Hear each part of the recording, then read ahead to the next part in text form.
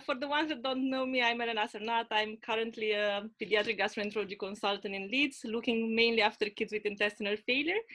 And as Kwang Yang said, I will talk about parenteral nutrition in children and neonates.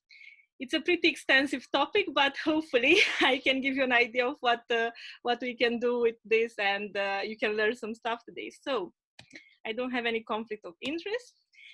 So not only because I like history, but I think it's very important to know how we reach this point in time. I will talk a little bit about history.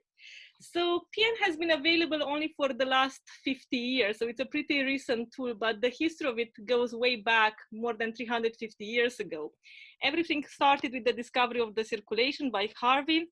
Some years later, Sir Christopher Wren gave the first IV infusion to a dog, contained ale, wine, and opioids. We don't really know if the dog survived, but was a step forward. Another important point was in 1832, when it was the very severe cholera epidemic in Europe, and a Scottish doctor, Dr. Latta, gave the first IV infusion to a person, and this patient survived, recovered and survived. The infusion was water and salt, so it was a saline. And here in the Lancet, we have the first medical illustration of the PN of an IV infusion. These were the instruments that they were using at that time, very different of what we have now, but anyway, they work at that time. And the modern era of the parenteral nutrition started at the beginning of the 20th century, first with Robert Ellman, who is considered the father of parenteral nutrition. He gave the amino acid infusion to a person, and around 30 years later, another scientist, Arvid Redlind, discovered the first lipid emulsion that was intranlipid, and in fact it's still used today. So this was the second step towards PN, and in 1968 Dudrik demonstrated that a catheter that was inserted in the superior vena cava could be used for long-term infusions, including the parenteral nutrition. So all these discoveries made us go from these little kids that were dying of malnourishment to our pediatric patients that we have today, normal children doing a normal life, only having a line in situ. So I think PN, we can say, was a hope for this patient, for these patients, and it's a very important tool in the treatment. And what exactly is the intestinal failure? So the definition is that it's a reduction in functional gut mass below the minimal necessary for digestion and absorption, adequate to satisfy the nutrient and fluid requirements for maintenance in adults or growing children.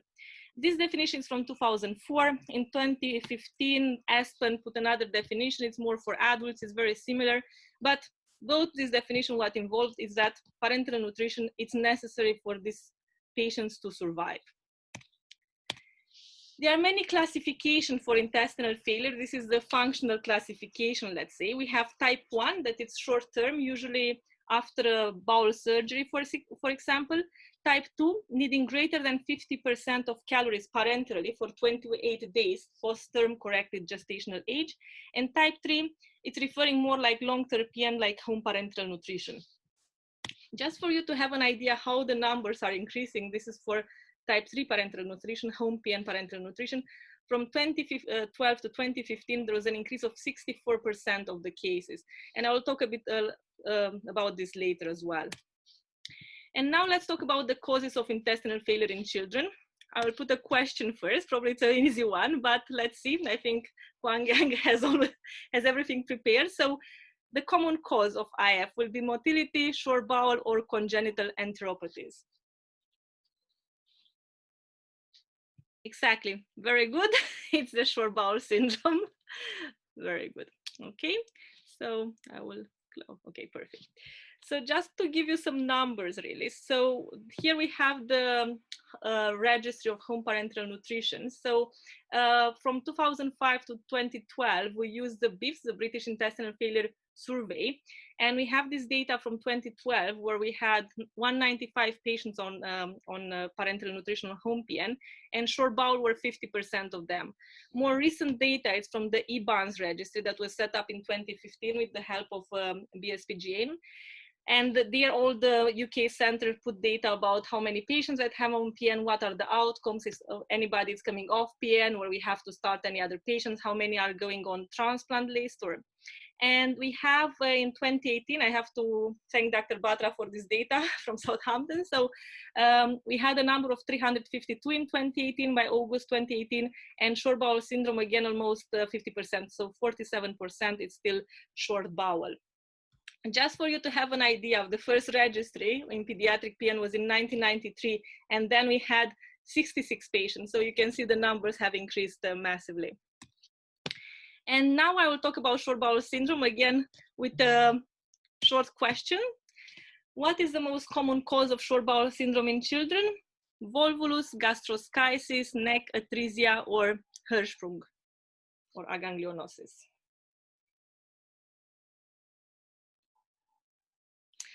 Very good again. Oh my God, you know everything. I don't know what I'm doing here. So yes, the most common cause, it's neck, has been and remains the most common cause, like 26% in this international study from 2012. I think more interesting is the second leading cause, that is the gastroschisis, really.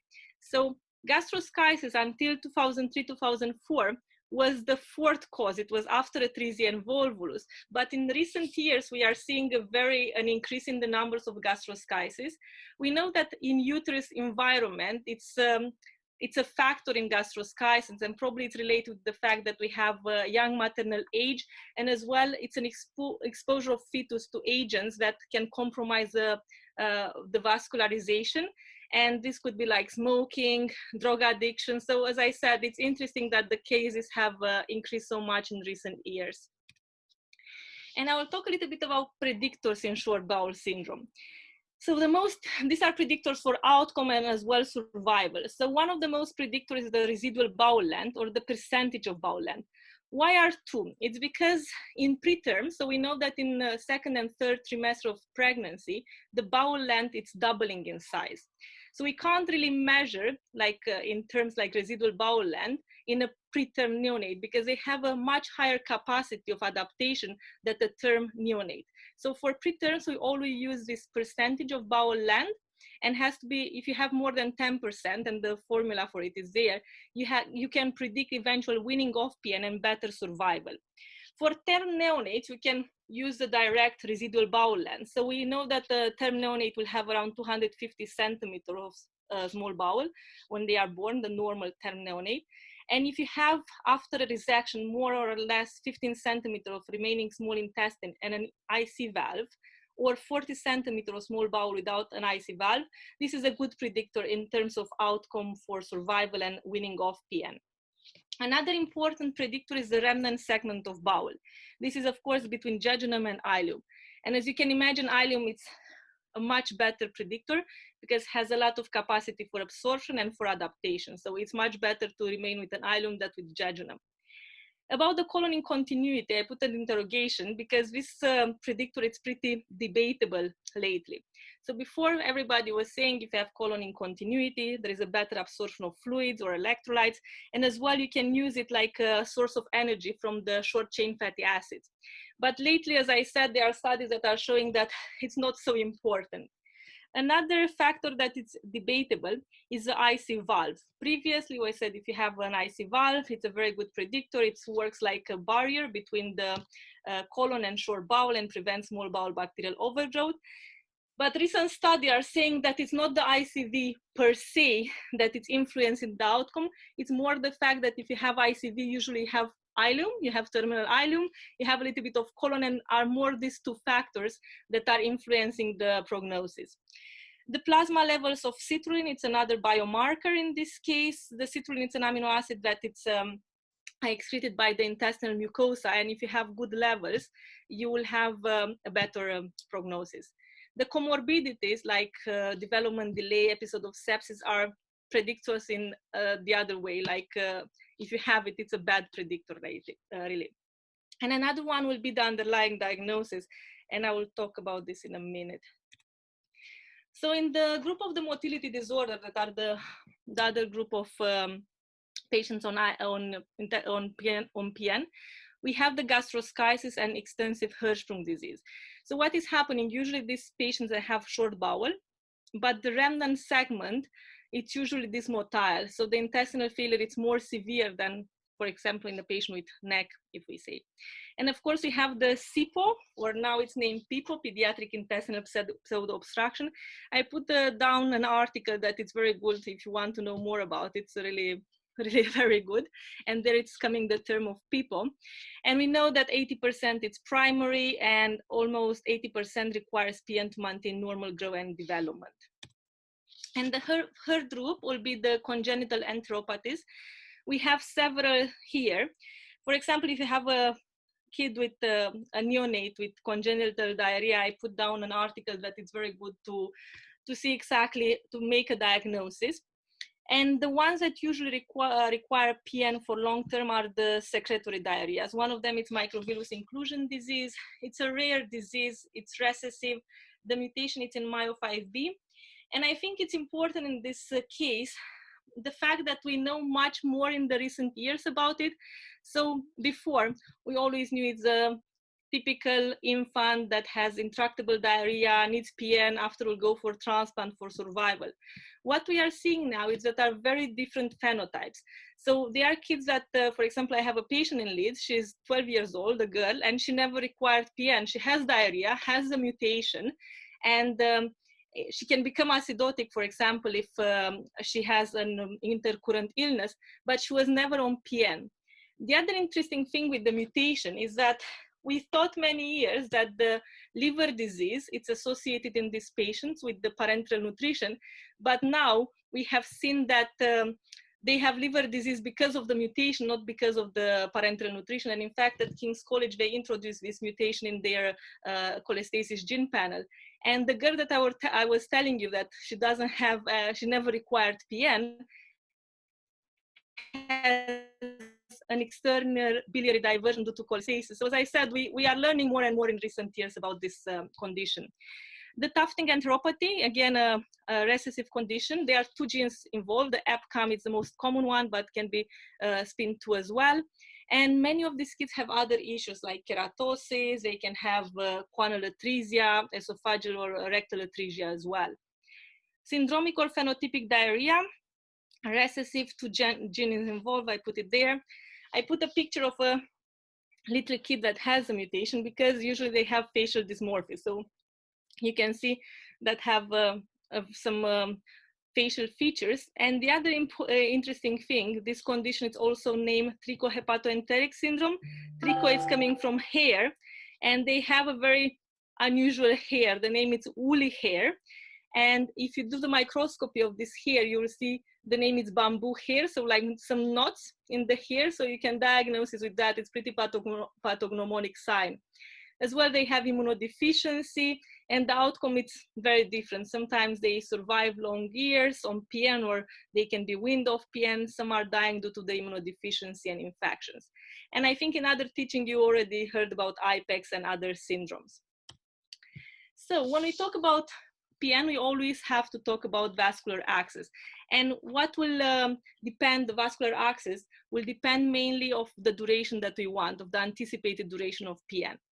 If we have an inpatient that will need PN for short, medium periods of time, we have to go for a PICC line because you don't manipulate a central vein, and you can use it for several months. Some centers, and depending on the age of the patient, you can even put it without general anesthesia. If you have long-term PN, like home parenteral nutrition, you have to go for a tunneled central venous catheter. In UK, usually we use Broviac lines or Hickman lines.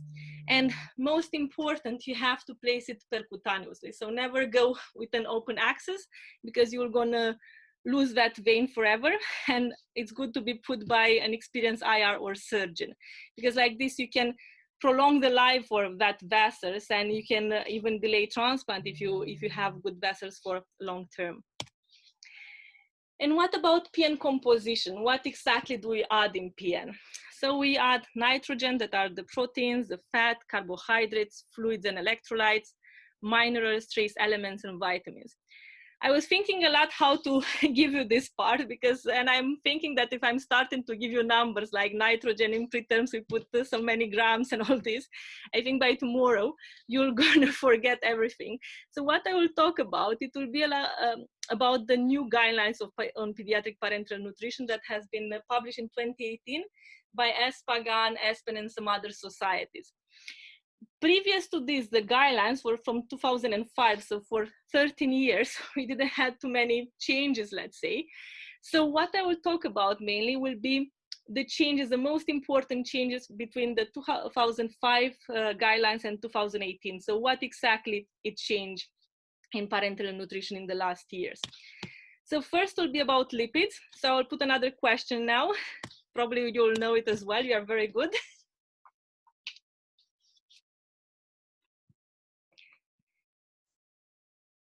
So what is the recommended lipid, do you think, from the 2018 guidelines? The omega-van, small lipid, or intralipid?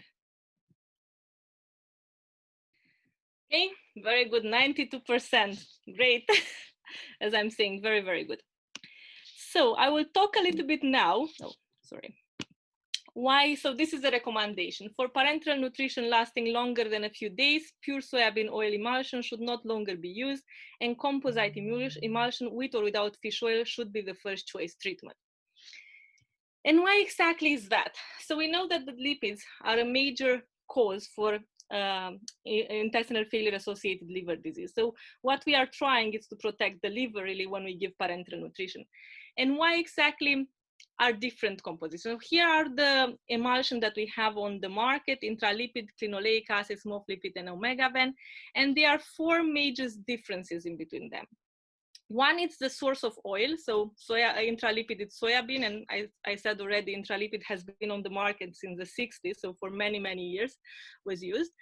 The other one is small lipid that we said it's the recommended one that has a mixture of soybean, MCT, olive oil, fish oil, and it's omega-van, who is mainly fish oil. So that is one of the differences. The other difference, it's at the level of alpha tocopherol or vitamin E, that it's a very powerful antioxidant, and like this you can protect the liver. So you've seen intralipid alpha tocopherol 38, small lipid 200, so a very big difference. The other difference is on phytosterols. So these phytosterols are some sterols from plants, similar with the cholesterol. And if you check the, so studies have shown that infants that have severe liver disease will have very high plasma concentration of phytosterols. And some studies in piglets show that if you have high phytosterols, you will have a very low bile flow. So you can't eliminate the bile acids really. And again, if we compare intralipid with small lipid, we see phytosterols in intralipid a lot, very low in small lipids.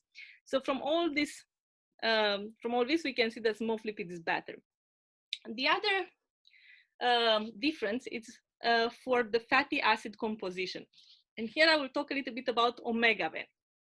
So omega-van is pure fish oil.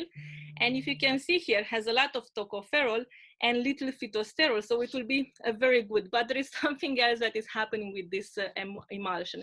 So in America, they use omega-van because small lipid is not approved, so they don't have it. In Europe and in UK, for example, omega-van, we use it only as rescue therapy in kids that have severe liver disease, and we can use it for 2-3 weeks maximum.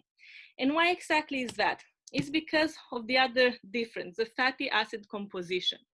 So there are two essential fatty acids. So the essential fatty acids are the ones that the mammals, like human, they can't synthesize, and they need it from the diet. And the two ones are the linoleic acid and the alpha linoleic acid. From this one, some others are produced. And we see that intralipid has I will not talk about PUFA, MUFA and all this because I will make things more difficult. But anyway, intralipid has good amount of essential fatty acid, but the proportion between the omega-6 and omega-3 is very high. And omega-6, it's pro-inflammatory, and omega-3 is anti-inflammatory and immunomodulatory. But you really need both of them. So it's better to have a better proportion, but you need really both of them. Small lipids has good amount of omega-6 and omega-3 because it has fish oil. And Omegaven has omega-3, but very small amount of omega-6. So you can have essential fatty acid deficiency if you are on this formulation, on this emulsion. And in fact, the producer are putting that in there, that it's a risk of essential fatty deficiency. New studies in America, they are saying that they have kids on Omegaven, they have done essential fatty acid in their blood, they don't see so many deficiency. But as I said, it's difficult really to know. So because they don't have essential fatty acid in Europe, what to use really is MOF lipid. The problem is, with all these new formulations, MOF lipid and Omegaven, we don't really see what you're seeing before, like severe liver disease with jaundice, a cholestatic child. But we've seen that if you do biopsies in these kids, even if they have been only in this formulation, there is still a degree of fibrosis. So the fibrosis is still happening. We are improving things, but it's still not ideal, and the fibrosis can still happen with this formulation. And of course, the intestinal failure associated liver disease depends on other factors as well that I will talk later about. The other novelty in the guidelines were at the level of line logs. And this taurolidine, the guideline is saying it's effective in preventing catheter-related bloodstream infection and should be used during long-term catheter use. What exactly is the taurolidine, or the commercial name Taurolog? It's a derivative of taurine, has a broad spectrum antibacterial activity for gram-positive, negative, and fungi, no antimicrobial resistance, and prevents or decreases the biofilm. Many studies have been published regarding it, showing very, very good effect. You can see one here. I put another graph here of, you can see the infection-free days, with Taurolog compared with heparin in this study from 2010. What is the problem? It's expensive. So the home care companies are offering the heparin, that is usually the line log that was used, it's free. The home care companies are giving it to the people that use their PN. Taurolog, it's around £8 per every log. So many centers in UK, including in Leeds, we had the protocol that you can start using Taurolog only if you had the proved infection, a proved catheter infection, and only after that, for the second one, you can start using Taurolog. And I think other centers have it that only after 2 infections you can start using Taurolog. Because of that, we did this audit last year, and we show that if you use heparin, we can see here the infection for 1,000 catheter days, and with heparin was 3.3, with Taurolog was 0.42. Regarding the antibiotics days per 1,000 catheter days, with heparin 49.9 and with Taurolog 9.2. So this is over a 2 years period. So if you think that if you have a line sepsis, the cost for, you have to put into the consideration the cost for admission, the antibiotics, the nurses, the IR, the theaters if you need to change a line. So when you put everything together, in fact, it's much cheaper to use Taurolog all the time than giving heparin and having all these infections. So from this year, we change the guidelines and we can use Taurolog from the first moment. So it's interesting, as I said, the price, you have to demonstrate really the thing so you can use it. Another novelty is the standard versus individualized PN bags. So we have the standard bags, maybe you heard it like multi-chamber bags. As you can see, there are several compartments there, and the patients or the parents have to roll it up and after mix everything, make a mixture. And the bespoke compounded bags are the ones that are done usually in aseptics, where you can choose exactly what to put in that PN. The new guidelines are saying that standard PN solution should generally be used over individualized PN solution in the majority of pediatric and newborn patients, including very low birth weight premature infants. An individually tailored PN solution should generally be used when the nutritional requirements cannot be met by the available range of standard PN formulation. And it's a strong recommendation, and they give here some examples. For example, if you have a very sick child with electrolyte disbalance, for example, or a long-term PN or high losses, it's better to use a compounding bag. For the standard bags, the advantages are it's a licensed product, it's sterilized, it's all in one, and you don't need to manipulate it so much. Disadvantages, not providing full amount of fluid requirements. For example, imagine that you have a child with microvillus inclusion disease will need a lot of fluids, like 250 mils per kilo, 300 mils per kilo. So you can't really have that in a standard bag. After, if you have an electrolyte disbalance, you have to correct it separately. You have to give sometimes the proportion of the bag, and you can't change the composition. And the other problems is the trace elements and vitamins, because these bags, they don't have trace elements and vitamins, so you can't really give it long term. We had many issues, I don't know if you're aware, with the home care companies lately, with the hacking of the system and all this, and there are parents that are not receiving the parenteral nutrition. So some of the companies now have started to manipulate the bags and add the trace elements and vitamins in it, and after sending to the parents, because it's easier, you don't have to compound each bag, you have it and you just have to add this. But it's not done very often. I know countries in Europe, for example, in Sweden, 99% of their patients are on standard bag, on home PN patients I'm talking. And I think Germany is doing something similar in recent years. What they are doing, they are teaching the parents to add the elements, trace elements and vitamins. So the parents can manipulate the bag. But we discussed this in UK, and we think that the risk of infection, if you put somebody like a patient, even if it's a septic technique, to try to start putting things in the bag, I think it's very high. So we are not really thinking from that point of view. So I think if it's long-term, it's better a compounding bag. But of course, if you have a very stable, very, very stable patient, and the healthcare company can manipulate and put the trace elements or vitamins, it can be done. And another novelty that raised a lot of debate in the world of parenteral nutrition is the PEPANIC study. So the new guidelines are saying that withholding PN for 1 week in critically ill children while giving micronutrients can be considered. And this was secondary to the publication of this PEPANIC study in 2015. And what exactly is the PEPANIC study? It's a multi-center study, was done in between hospitals in Canada, Netherlands, and Belgium. It's randomized, it's controlled trial, involve a lot of patients, 1,440. And these patients have been divided in two groups. One group is the early PN group, and they started the parenteral nutrition on day 1 of admission to ICU.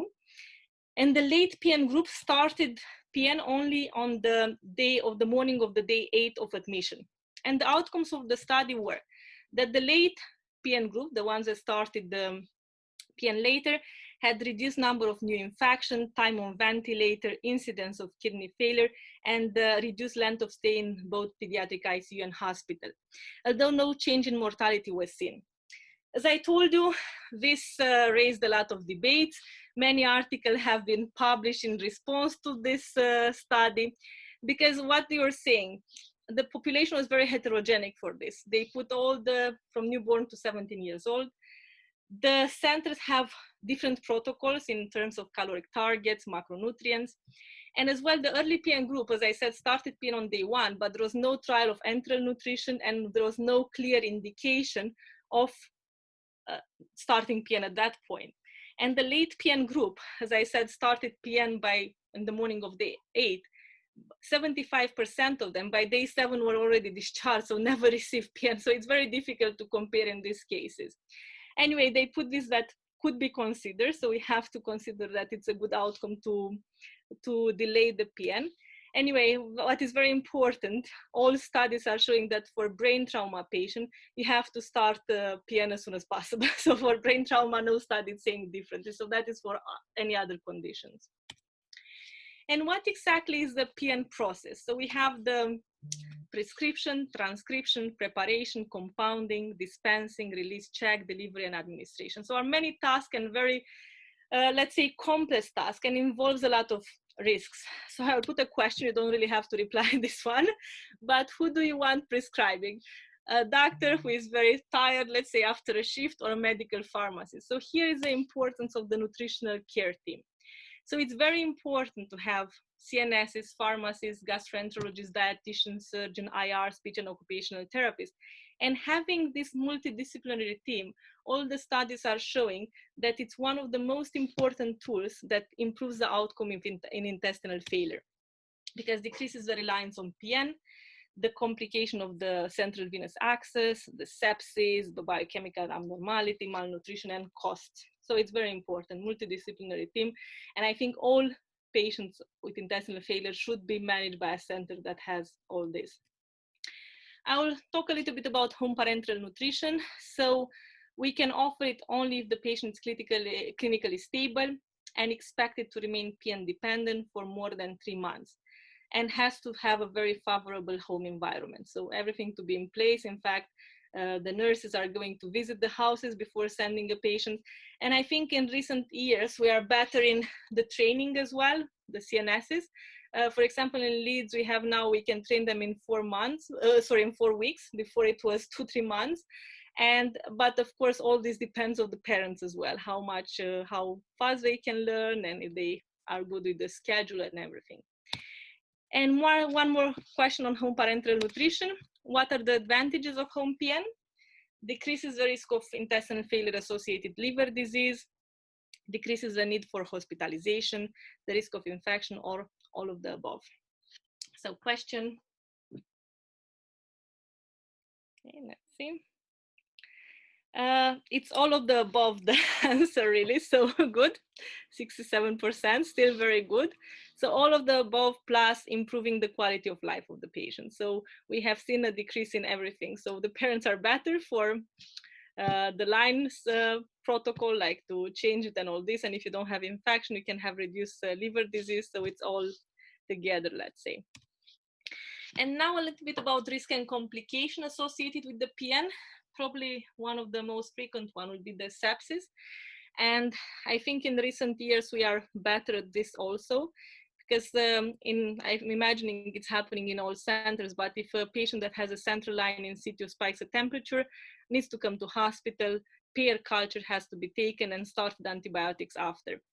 Probably we use a lot of antibiotics, but anyway, you can stop it if the culture is coming negative after 48 hours, so you don't have to keep the child on antibiotic. But I think this, let's say, guideline that we have to do it like that, reduce the line sepsis and the mortality a lot. So it's what we have to do, really.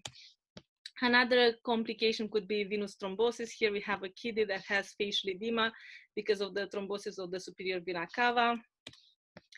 Extravasation injury, not happening so much lately, but could still happen. So, and you can see the consequences. Necrosis of the atrial muscle or PN in pericardium. I would like to say that it's not happening anymore, but can happen, and there are recent cases of deaths because of it. So I think it's really, really important. If you have a patient that you have problems with the line not working, you can't flush it, you can't withdraw, or there is pain or something, do an X-ray and see the tip of the line, because if it's not in the right position, you can have a big, big problem. Another one is the manganese. So the manganese, it's coming into the trace elements formulation. We use in UK Peditrace or Aditrace, and you have to check the levels of manganese. We do it every 3 months in Leeds, because if you have very high levels, what is happening, this can deposit in your brain and you can have neurological symptoms. So important to check. And probably one of the worst complications is the intestinal failure associated liver disease. I will ask one more question. Which one is not a risk factor for intestinal failure associated liver disease? Abnormal microbiome, the infections, amount of nitrogen, lack of experienced staff, or amount of glucose in PN. That it's the question is not a risk factor. Okay, I have some answers. Yes, very good. It's the amount of nitrogen. So the proteins are not really influencing. We have many risk factors, and I will talk to you about now. Oh, sorry. I'll go here. So many risk factors for intestinal failure associated liver disease. You can see the prematurity, abnormal microbiome, glucose as well, but not nitrogen, the CVC infection, the excess of lipids, the staph, the enteral feeding. So all of them could be risk factors for intestinal failure associated liver disease. And what can we do to manage the intestinal failure disease? One of the things is increase the enteral intake. So when you don't have enteral intake, what is happening, it affects the bile flow and the bile acid enterohepatic circulation, and this results in a reducing on the bile flow. And like this, you can have intrahepatic liver disease and also like biliary sludge or gallbladder stones. The other will be to reduce the lipids in the PN. So in preterm neonates, the maximum amount of lipids that we can add is 4 grams per kilo per day. In children or term neonates, it's 3 grams per kilo per day. In case of severe in case of severe intestinal failure associated liver disease, you can decrease this amount. You can go even to 1 grams per kilo per day, but of course not for long periods of time. Change the lipid source. We already talked about this, like small lipid or omega-ven for short periods of time. Cycling the PN. So it's always better not to give PN continuously over 24 hours. So if you can, reduce the hours. What is happening? If you give over 24 hours, the insulin levels will always be high. And like this, it's promoting a fatty liver. For the periods when you fast, so the periods that you are off PN, for example, it's allowing the mobilization of the fat. So like this, you can reduce the risk of disease. Of course, there are the medication also, loperamide, ursodeoxycholic, treat the bacterial overgrowth, CVC infection prevention, we already talked about this, and some types of surgeries. And I will talk a little bit about surgeries. So these are for the short bowel syndrome. Enteropathies, they don't really have any surgical treatment. And motility disorder, sometimes you can do, for example, a ileostomy, a decompressive ileostomy, but I will talk about the surgical option. This is for short bowel, so not for intestinal failure in general. So you have 2 types of surgery, one to slow the transit time and one to lengthen that bowel. So the slow transit time, the intestinal valve, it's a historical, and the other 2 really are used very, very rarely because they have many complications. So the one that we are doing usually are the lilt, step, and silt, that it's a new one. So there is this article from 2008, and they are saying that in any chronically PN-dependent patient where there is substantial bowel dilatation, regardless of the remaining bowel length, you have to do this type of procedure. It's not really exactly like this. So first, before going for a surgical procedure, you have to maximize all your medical treatment. So everything that can be done from a medical perspective, you have to do it. The other thing as well, now they are saying that it's better not to do any surgery if you have more than 20 centimeters of bowel. So it depends as well of that, but depends on the center. And the other thing with the surgery is that there is this bowel adaptation. So 48 hours after you resect the bowel, so after the first surgery, the bowel starts to adapt. Before they were saying that the adaptation will happen for 18 months. Now the new articles are saying can happen up to 3 to 4 years. So if you start doing this type of bowel surgery during that time, probably you'll influence that bowel adaptation, and it will not happen something that it's physiologically happen. So the timing is very, very, very important. So as I said, there are 2 main procedures, the lilt that was described in 1980s by Bianchi, and what exactly they are doing with this. You can see from the draw as well. So they split in half the mesenterium, the vascularization of the bowel, and that dilated bowel. So the bowel always have to be dilated. That is true for this type of surgery.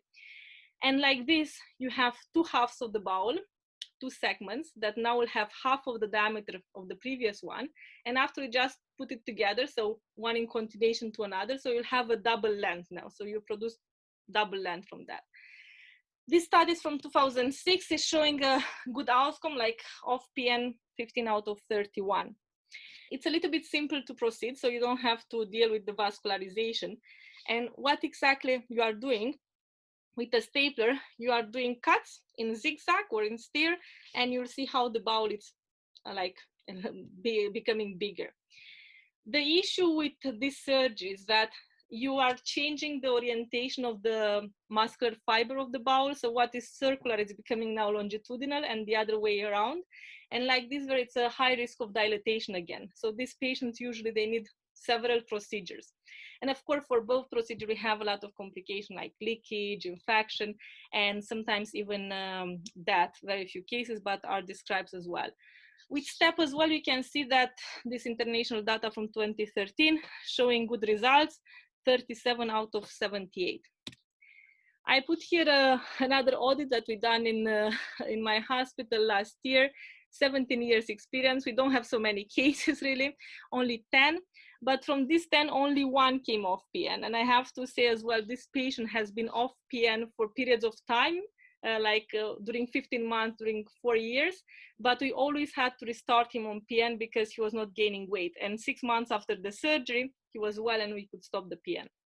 One patient died. It's a patient number 10. If you see here, it's a historical case, really. They've done the surgery. I think there was a very bad outcome. They've done the surgery at 6 days of age and anyway died because of liver disease, so very, very severe.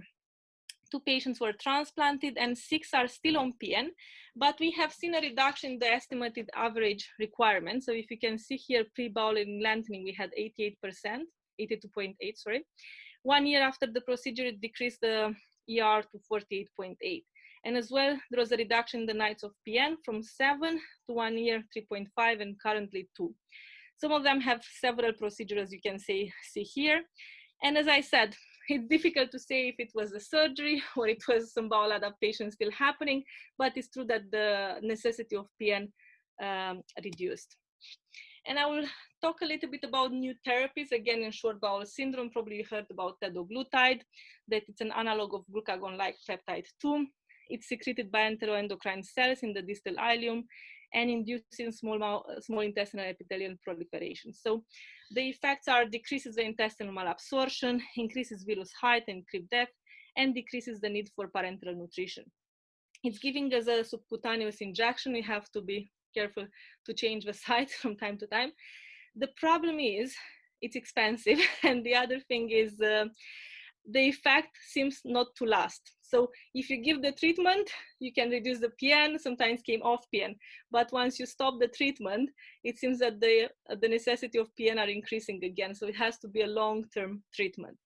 In UK are only trials, sorry, not in UK, in England only trials. You can see here it's a 24 phase 3 study. I think in Scotland it's approved already, so they can prescribe it to patients if you want. So in England we are still in trials.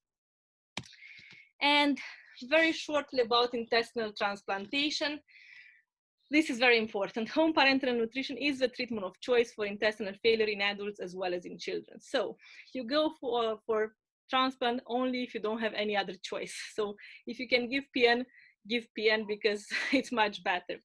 So as I said, transplant only a life-saving procedure. There are very strict criteria for transplant. If you have severe progressive intestinal failure associated liver disease, loss of venous access, or recurrent life-threatening central line infection with admission to intestinal failure, to PICU. And why exactly is that? It's because of the outcomes. So although the outcomes are much better, are improving, 5-year survival for a pediatric patient after a transplantation at 5 years, as I said, it's 68%, and the graft survivals at 5 years is less than 60%. So after 5 years, 40% of the kids will need another transplant. So since 2008, worldwide, all the numbers of transplant have decreased because we are still, it's better to give PN, as I'm saying. So thank you very much. And now questions.